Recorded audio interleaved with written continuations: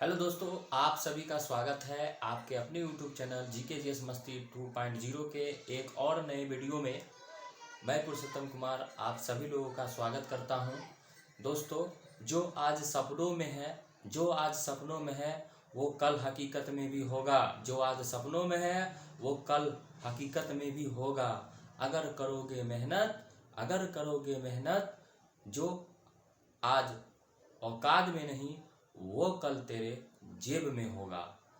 चलिए, आज हम लोग मुख्य रूप से रसायन शास्त्र को पढ़ने जा रहे हैं। और रसायन शास्त्र क्या है, उनके जनक कौन है, वो कहाँ के रहने वाले थे, इन सभी के बारे में आज रसायन शास्त्र का, केमिस्ट्री का आज पहला वीडियो आप लोगों के बीच रहेगा। आप लोग पूरा देखिए वीडियो को। चलिए स्टार्ट करते हैं, सेशन की ओर चलते हैं और स्टार्ट करते हैं।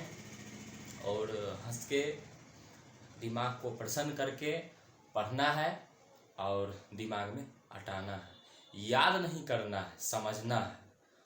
समझिएगा तो याद हो जाएगा।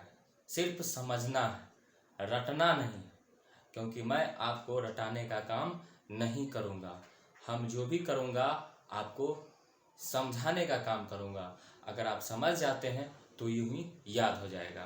तो चलिए चलते हैं केमिस्ट्री की ओर। तो केमिस्ट्री यानी रसायन शास्त्र। अब केमिस्ट्री का मतलब पूर्ण रूप होता क्या है उसके बारे में जानते हैं। तो पूर्ण रूप के बारे में पहले जानते हैं। तो सी से हो जाता है केमिकल। सी से क्या हो जाता है? केमिकल हो जाता है। और एच से हो जाता है हेल्थ। एच से हो जाएगा हेल्थ हो जाएगा। और ई से हो जाएगा एजुकेशन। सी से केमिकल, एच से हेल्थ, ई से एजुकेशन। और एम से हो जाता है मेडिसिन। एम से क्या हो जाएगा? मेडिसिन हो जाएगा। आई से हो जाएगा इंडस्ट्री। क्या हो जाएगा? इंडस्ट्री यानी औद्योगिक। उसके बाद एस से हो जाएगा साइंस। एस से क्या हो जाएगा? साइंस। टी से क्या हो जाएगा? टीचिंग हो जाएगा। टी से क्या हो जाएगा? टीचिंग हो जाएगा। आर से क्या हो जाएगा? रिसर्च हो जाएगा। और वाई से यू हो जाएगा। तो इस तरह से केमिस्ट्री का पूर्ण रूप हम लोग पढ़ते हैं। तो चलिए आगे बढ़ते हैं। अब इसके अंतर्गत पदार्थों की रासायनिक संरचना। इसके अंतर्गत पदार्थों की रासायनिक संरचना, जब ये चीज़ हम पढ़ रहे हैं तो इसके बारे में जानना जरूरी है। और इसमें होता क्या क्या है इसके बारे में तो जानना बहुत ही जरूरी होता है। जब इसके बारे में नहीं जानेंगे तो हमको समझ में नहीं आएगा। तो इसके अंतर्गत पदार्थों की रासायनिक संरचना, संगठन तथा गुणधर्म का अध्ययन किया जाता है। इसके गुणों का भी इसमें अध्ययन किया जाता है। क्या क्या अध्ययन किया जाता है? तो पदार्थों की रासायनिक संरचना, संगठन तथा गुण धर्मों का अध्ययन किया जाता है। किसमें किया जाता है दोस्तों? तो रसायन शास्त्र में किया जाता है। चलिए आगे बढ़ते हैं और जानते हैं केमिस्ट्री यानी रसायन शास्त्र के जनक कौन होते हैं। ये सबसे बड़ी चीज़ है, ये जनक कौन होते हैं। तो हम लोग ज़्यादातर जिसे पूछते हैं वो कहते हैं सीधे लेवासिए होते हैं। लेकिन ये पूरा नाम उनका याद रखना है, एंटवाइन लेवासिए। एंटवाइन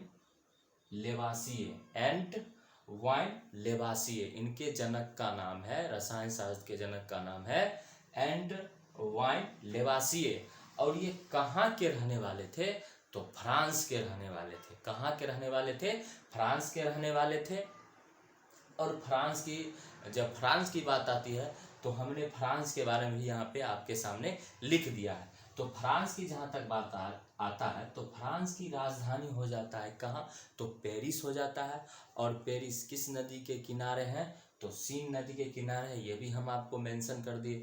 मैं एक एक चीज़ बताऊंगा, एक एक चीज़ को पढ़ाऊंगा और सीधे दिमाग में हटाऊंगा। तो विश्व की जन्नत, एक और यहाँ पे क्वेश्चन बन जाता है, विश्व की जन्नत किसे कहा जाता है? तो पेरिस को ही कहा जाता है। विश्व की जन्नत किसे कहा जाता है? तो पेरिस को ही कहा जाता है। और पेरिस में एक और चीज़ है, ये भी आपको याद रखना है। यूनेस्को का मुख्यालय भी जो है वो आपको कहाँ है? पेरिस में है। तो इस तरह से आप यहाँ तक याद हो गया होगा आप लोग को। देखते ही आप लोग को याद हो जाएगा, क्योंकि हमने जब इनका जो है ये रहने वाले थे फ्रांस के, तो फ्रांस के बारे में जो मुख्य क्वेश्चन है जो पूछा जाता है उसको मैंने बता दिया। अब आगे चलिए।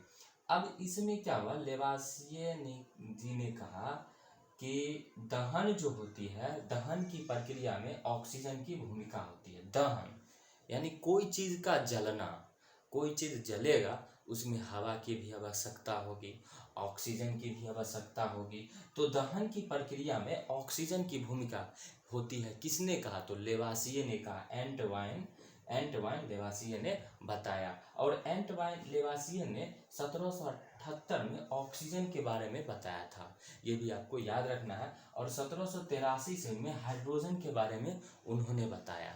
तो ये सारे चीज़ आपको मेंशन करके रखना है, दिमाग में हटा के रखना है, जो कभी आप नहीं भूलें। अब चलते हैं, चलिए इधर। अब क्या पढ़ना है यहाँ पे, द्रव एवं उनकी अवस्थाएं। मैं टॉपिक वाइज हर एक चीज़ को पढ़ाऊँगा। आप लोग लाइक शेयर जरूर कीजिए, ये तो हक बनता है, एक लाइक और शेयर ये तो बनता है। आप लोग मुझे सपोर्ट करें और आत्मविश्वास को आगे बढ़ाएं, जिससे कि हम आप लोग को नए नए वीडियो लाते रहें आप लोग के बीच, और हमें भी आगे बढ़ाइए। तो चलिए आगे बढ़ते हैं। वह पदार्थ द्रव, वह पदार्थ जिसका कोई द्रव्यमान हो एवं जो स्थान घेरता हो, वो क्या कहलाता है, वो द्रव होता है। वो क्या होता है, द्रव होता है।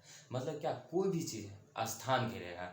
जैसे कोई मोबाइल हम लेते हैं, ठीक है, तो वहाँ पे अगर कोई किसी जगह पे रखते हैं तो वो क्या स्थान घेरेगा ना, स्थान घेरेगा। बालू हुआ ना, ये सब चीज़ क्या हुआ, ये द्रव हुआ। क्या हुआ, द्रव हुआ। तो इसको आपको याद रखना। अब है एटम, मतलब इसका छोटा रूप क्या होता है, परमाणु। पदार्थ का सूक्ष्मतम कण जो रासायनिक अभिक्रिया में भाग ले सकता है परंतु स्वतंत्र अवस्था में नहीं रह सकता, नहीं रह सकता, उसको क्या कहा जाता है, परमाणु कहा जाता है। तो दोस्तों फिर हम एक नए वीडियो में जोश और जुनून के साथ हम इसे आगे फिर बताएंगे। तब तक के लिए मेरे वीडियो को देखते रहिए। जय हिंद।